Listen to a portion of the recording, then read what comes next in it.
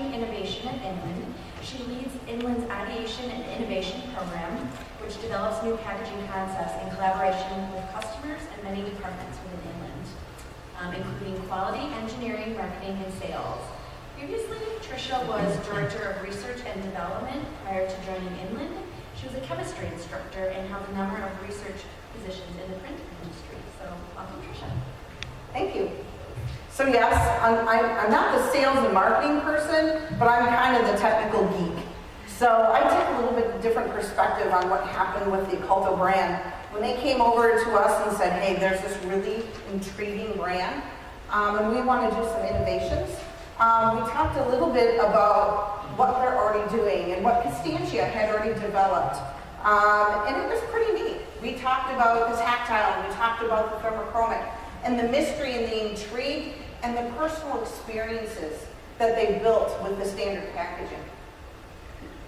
But what we wanted to do was give it another little lift. And the reason why we wanted to do this is because of the in-establishment or the special parties.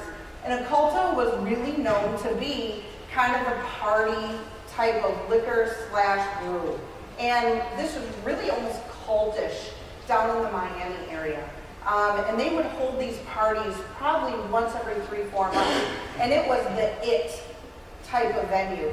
People were clamoring to get tickets for these venues. And they were really hoping it would give their brew a lift, especially after the first year of the launch. So at Inland, we've been following smart and interactive packaging for about 6 years up to this point. We have been working with Western Michigan University, the Sunoco Institute at Clemson, and some other entities on print electronics and other interactive type of technologies. And this is a great place for us to introduce some of those technologies.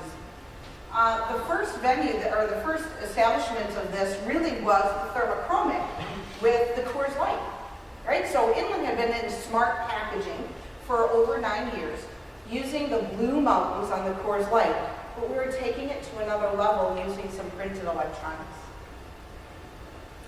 So this, by Fredonia, says that we're going to see exponential growth of smart packaging by 2019. I'm a little dubious. I think it's fairly aggressive, but not in the sense if you talk about smart packaging, it really is what it is. It doesn't have to be printed electronics.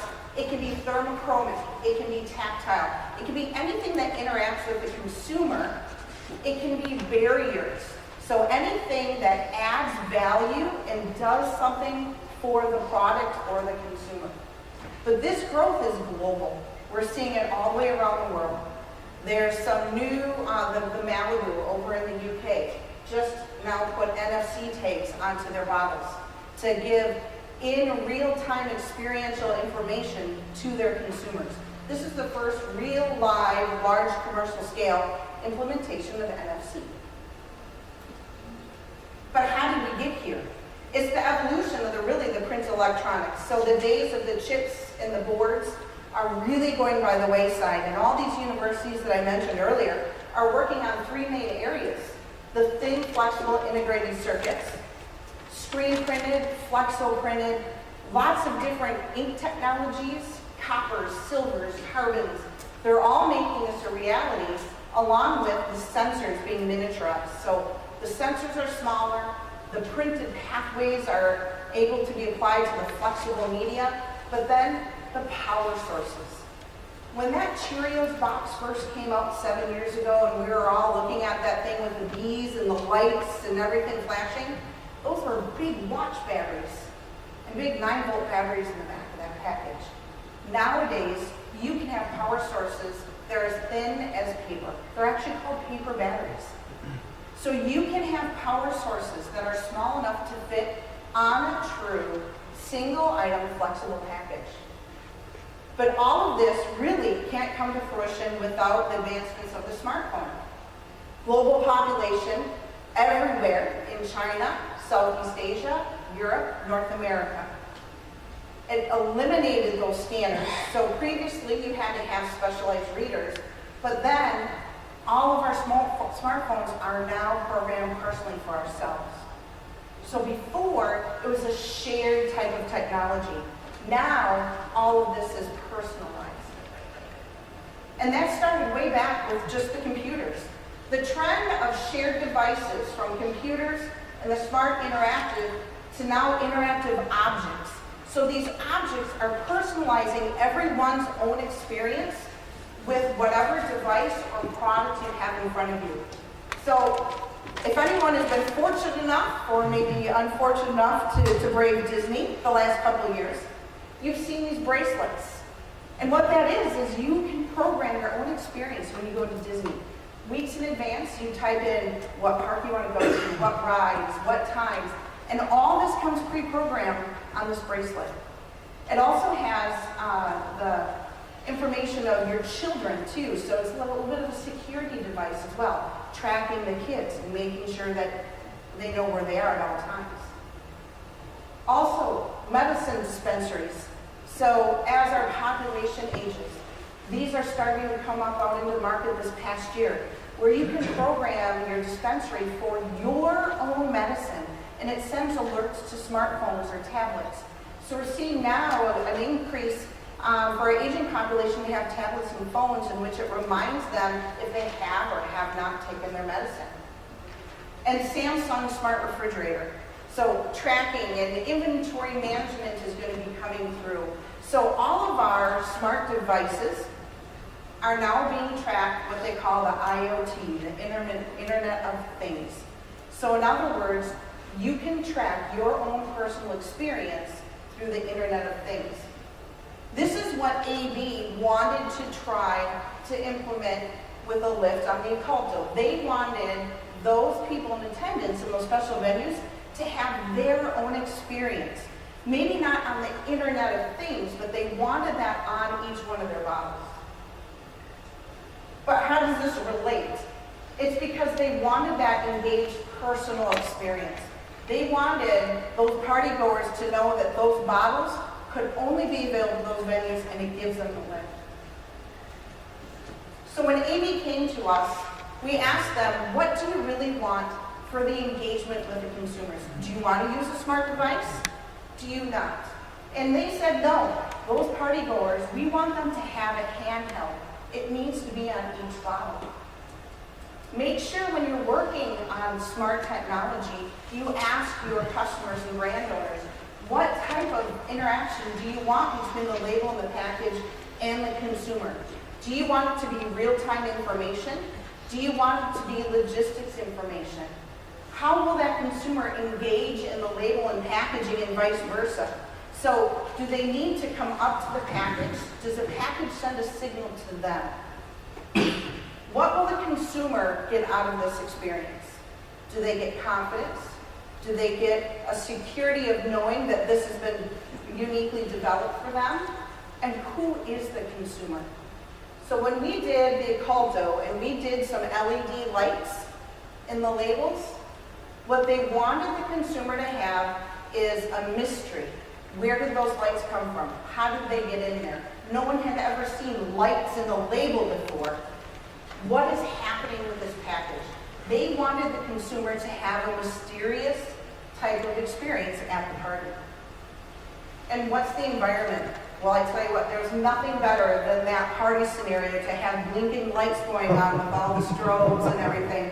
People were walking around, sharing and looking at the bottle. What I can tell you is we only had a limited number available. And when we were first talking to AB about this, we said, well, we're going to need a couple thousand. They said, no, we want a couple hundred. Because we don't want everyone to be able to have this. We want it to be the desired bottle. We want people to go up and ask us for this. They want to know where we can get this Oculto bottle that's made especially for them. So we made a couple hundred for this venue. So it was a big draw for them as well. When we worked with AB, we knew we couldn't make and manufacture all of those LEDs and all those components. And that supply chain is really complex.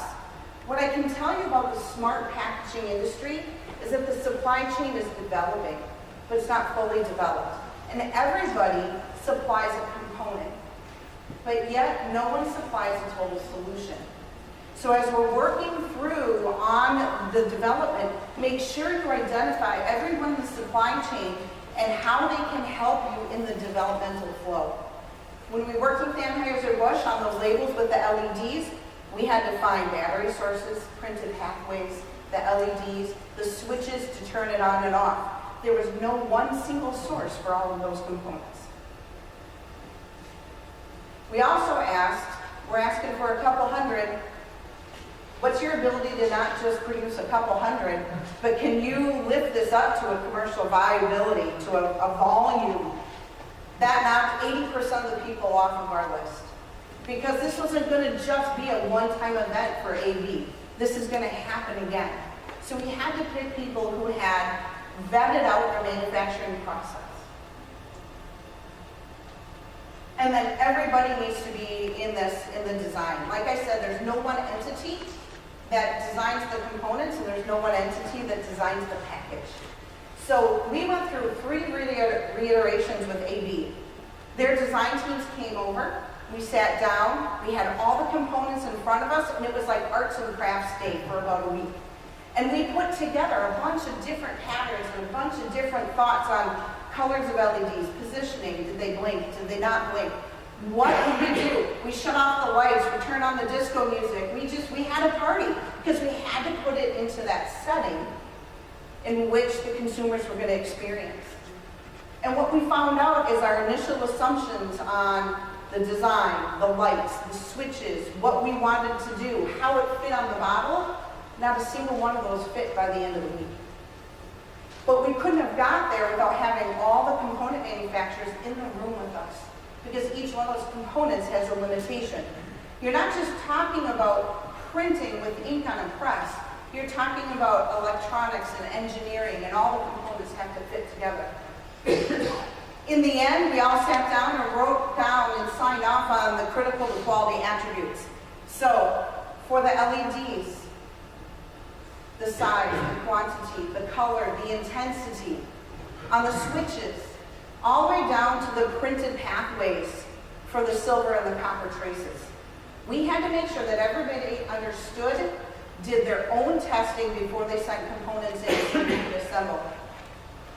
This actually happened. We actually had a failure. And we had to send back. But because they understood that and they understood what they signed up for, they made a quick correction and sent it back in. In the end, we worked with AV to prove this out. So we did 4 different samples of these labels with the LEDs in them. All the way through the printing, the assembly, the storage. When you are working on smart packaging, you have to think about all the logistics. What environment are these packages stored in? What happens in transportation? When you're talking smart packaging, you usually have antennas and other type of electrical devices in there. You have to think about electronic static dissipation, ESD. How are you going to preserve these packages? But more importantly, how are you going to get them on the shelf and in the hands of the consumer in the way in which you want them to function? And our biggest concern at the end of the night, what do we do with these lights? What do we do with these bottles that are lit up? It's not just polypropylene and some ink and some adhesive. So we had to talk about the disposal process and what do we do with that? Because if you have electronic components in there, especially batteries and switches, they have to have special disposal consideration. So we did a lot of building, we did a lot of thinking, we did a lot of testing, but in the end, it came down to the marketing and the call to action. The smart labels and smart packaging, it didn't really sell itself. We had to tell the consumers, hey, there's something really neat about this bottle. You need to press here, or you need to touch here. Or if you have a smart device and you have maybe an NFC tag on there, tap your phone here to get more information. If you don't have the right branding behind your smart package, and if you don't have the right call to action, your consumers won't know. They're not going to be getting the interaction. So as you put resources into building and technology, actually the biggest spend and the biggest resource you need to use is your marketing. And make sure the brand owners understand this. Because the packaging engineers might build something that's great, but if there's not the right call to action, you just spent a lot of money for very little return.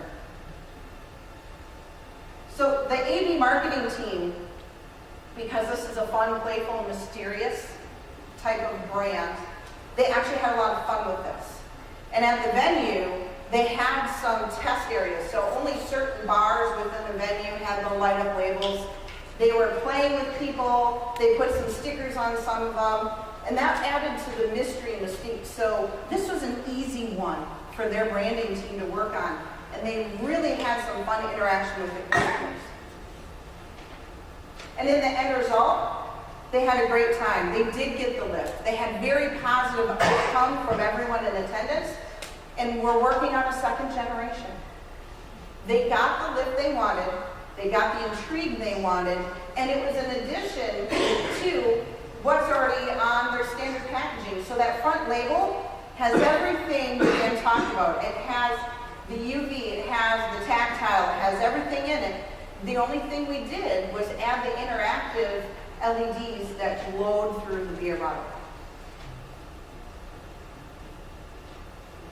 So in the end, you can have the smart interactive labels, but because it's an emerging technology, you have to make sure that you have explored the supply chain, you've vetted everything out, you've worked with the design teams, and most of all, you've worked with that brand team, because the smart packaging, the smart labels, just like in the Oculto, they don't sell themselves.